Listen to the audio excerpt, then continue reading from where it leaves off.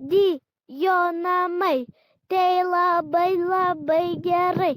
Radijo namai, tai labai labai gerai. Sveiki, mėly radijo klausytojai. Šiandien imsime interviu iš mano dėdės. Koks tavo vardas? Sveiki, Rytis.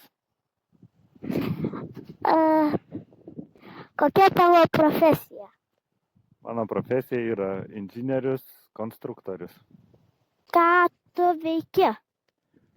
Aš projektuoju namus, tiksliau jų konstrukcijas. Architektas užduoda užduotį ir pagal ją suskaičiuoju konstrukcijas, kad namas stovėtų ir nesugriūtų.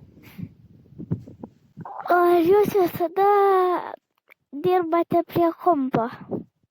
Daugiausia dirbam prie kompo, nebent jeigu būna kažkokie didesni objektai, tada važiuojam, jau kai stato pastatą, tada mums skambina.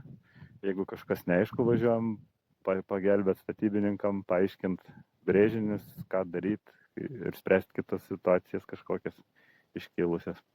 Kokiu žinomu ir įdomiu pastatu prisidėjote? Kadangi dirbu jau nuo 2008 metų, tai priprojektuota tikrai nemažai. Bet tokie įdomesni turbūt, kurie įsiminė, tai Kauno Ledo arena, tada Žalgirio arenos stogo medinės konstrukcijas padėjau kolegom suprojektuoti. Kauno klinikų branduolinės medicinos centro pastatą, kur gydomi ir tyriami vėžių sergantis ligoniai. Čia buvo vienas iš įdomesnių, nes tokių konstrukcijų dar neteko niekad projektuoti.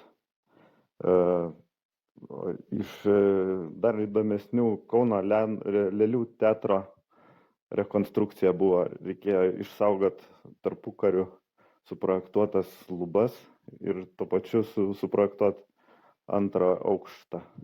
O dar toks įdomus buvo projektas netradicinis, tai spa ir baseino pastatas didžiulis Kazachstane. Ar koks jums pastatas yra nepavykęs arba sugriuvęs? Pastatų sugriuvusių ir nepavykusių dar kaip ir, ačiū Dievui, nėra buvę.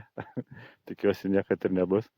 Bet yra buvę taip, kad pradedi projektuoti, o be projektuojant ta firma, kuri užsako statybas, subankrutuoja ir nei projektas pabaigtas, nei pastatas iki galo pastatytas, firma dingus ir taip nieko iki galo ir nevyksta. Kodėl jūs tokią profesiją pasirinkote? Kai mokiaus mokyklai, visą laiką norėjau kažką dirbti su gamta. Kas būtų susiję su biologija arba su gyvūnais. Bet kuo toliau mokiausi ir supratau, kad iš to pragyventi turbūt neišeis, nes dar darbų kažkokių didelio pasirinkimo nėra. O kita mintis buvo, kadangi mano senelis, tavo prosenelis, buvo inžinierius.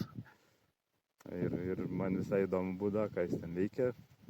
Kai buvau mažas, toks kaip tu, kartais nusivesdavo pas save į darbą ir žiūrėdavau, kaip jis braižo brėžinius, skaičiuoja kažką. Tai tas dalykas visai irgi įdomus buvo.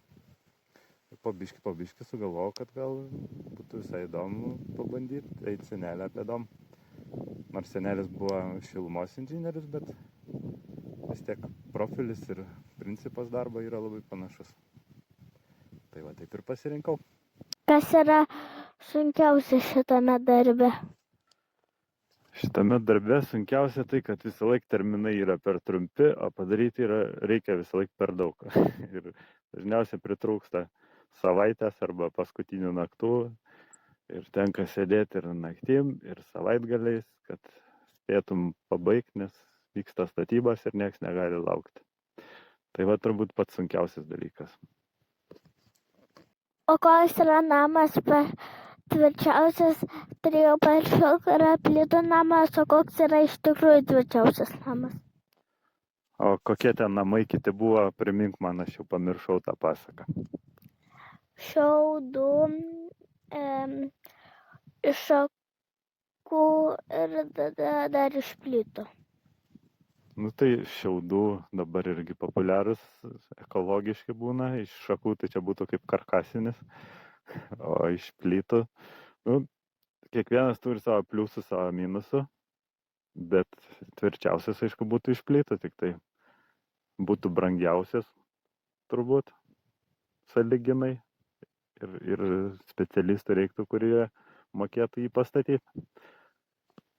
Ačiū už interviu ir jau mes baigėme laidą.